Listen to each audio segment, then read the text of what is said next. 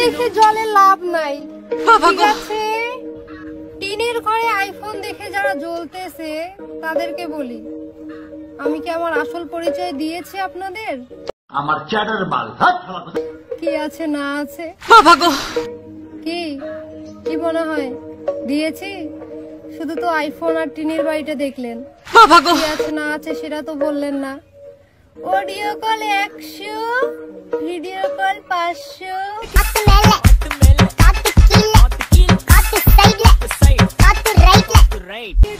Tissue ले लो।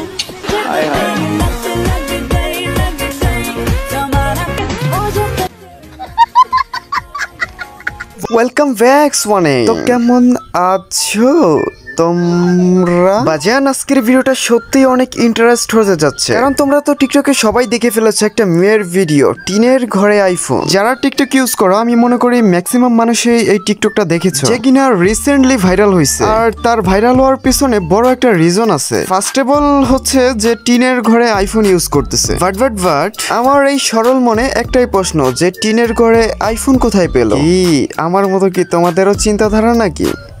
Audio call 100, video call 500। पागल tissue ले लो।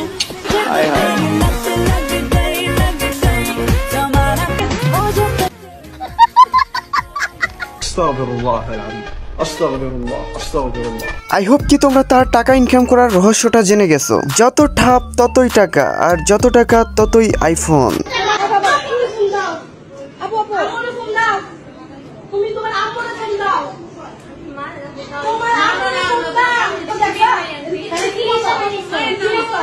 এই ক্লিপটা দেখার পর আসলে তোমরা বুঝে গেছো যে আইফোন কেনার পিছনের রহস্য কি। তারপরও ভাই আমি তাকে কোনো রকম হেট করতেছি না, আসলে আমাদের আগে জানতে হবে এই মেয়ের খারাপ হওয়ার পিছনের রহস্য কি। What ever gas, first of all বলতেই হচ্ছে এই মেয়েটার জন্মগ্রহণ করার কোনো ইচ্ছাই ছিল না। বাট ওই যে বাংলা একটা প্রবাদ আছে না, সঙ্গদোষে লোহা ভাসে, ওর জন্মটা আর কি দুর্ঘটনাবশত হয়ে গেছে। আচ্ছা যাই হোক, আমরা এখন মেইন টপিকে আসি।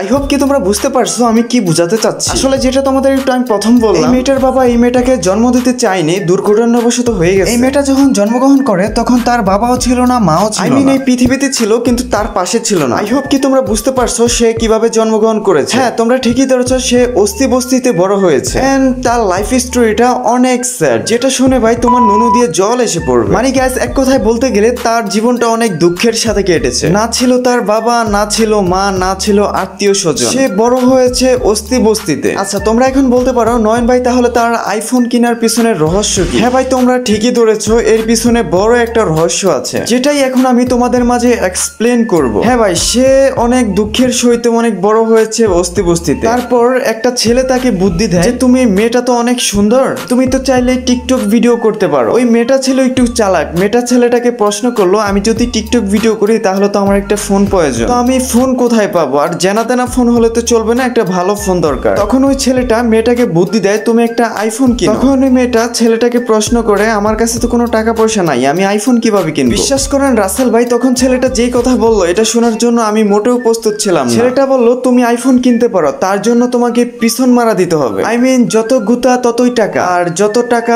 ততই গুতা।